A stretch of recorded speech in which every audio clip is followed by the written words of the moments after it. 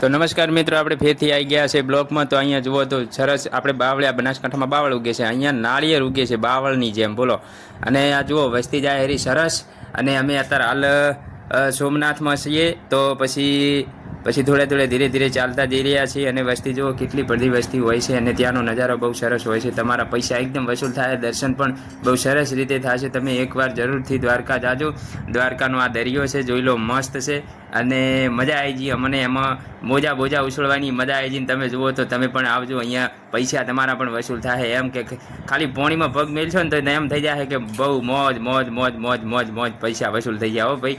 અને અમે પણ જુઓ આ દરિયાની અંદર જ તરી રહ્યા છો, એટલે કે આગળ જાતા બીક આવતી હતી, એટલી શાલોક મારતો હતો દરિયો. અને પછી હું થોડો બારી આવીને વસ્તીનું શૂટિંગ લઈ લીધું. બધી વસ્તી દરિયા કિનારે હતી, અને અમુક નાતા હતા, અમુક ફોટા પડાવતા હતા. અને તમે પણ આવજો, ફોટા પડાવજો, નાજો મસ્ત. એમ કરીને ઘરે રહેતા નહીં, બહાર જાશો તો મગજ પણ ફ્રેશ થશે. મારે પણ એમ થઈ ગયું કે દુનિયા તો હમણાં જ છે, અને એક વખત દર્શન કરવા બહુ જરૂરી છે.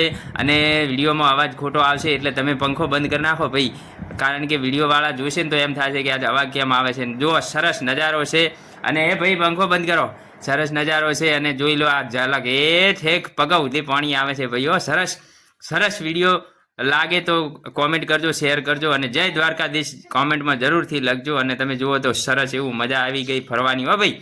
આપણે તો પૈસા વસૂલ થઈ ગયા. અને જોઈ લો તમે, આ એવી શ્લોકો મારે હરો, એવો શ્લોકો મારે ને, એવી ઠંડી મસ્ત હવા આવે હરીને.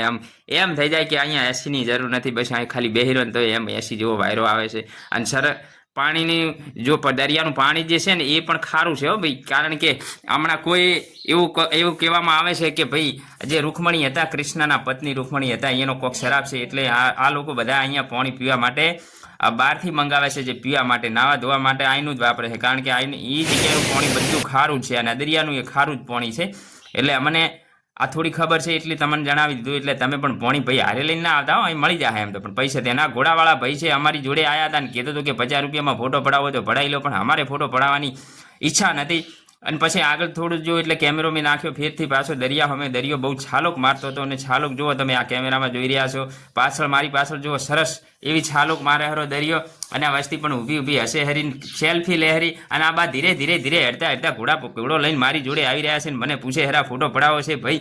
તો મેં પછી એમને ભાવ પૂછી લીધો, થોડી વાર રહીને ભાવ પૂછ્યો મેં કીધું ભાવ શું છે? તો બા બોલ્યા કે 50 રૂપિયા ફોટો પડાવવાના છે, બરાબર. થોડો ઓટો મારો હોય તો 100 રૂપિયા, બરાબર. મારી જોડે બેન ઊભા હતા, એમને પણ મેં પૂછ્યું, પણ એ પણ ના પાડતા હતા કે નથી પડાવો, બરાબર. અને પછી એ ઊંટવાળા ભાઈ આવી ગયા. પછી ઊંટવાળા ભાઈનું શૂટિંગ મેં લીધું નહીં, એમણે પણ પૂછ્યું હતું. પછી મેં જાતો તો મસ્ત દરિયા કિનારો હતો, મસ્ત એમ કે કહેવાય પાછળ છું બેકગ્રાઉન્ડ લેવા માટે જતો રહ્યો દરિયા કિનારે.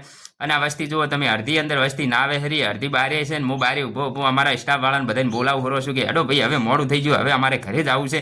મારી છોડીનો ફોન આવ્યો હતો, એટલે મને એ રોવે છે મારા વગર, એટલે તમે હવે ઘરે ચાલો. તો દીપકભાઈ તો મજાકમાં જ આવી ગયા હતા. જો સટે પહેરવા નહીં, ચડો પહેરીને મારા કેમેરામાં આવી ગયા, તમને કરવા આવી ગયા, વળી પાછા જતા રહ્યા. મને પણ મજા આવી ગઈ થોડી, એમણે એક્ટિંગ કરી એટલે.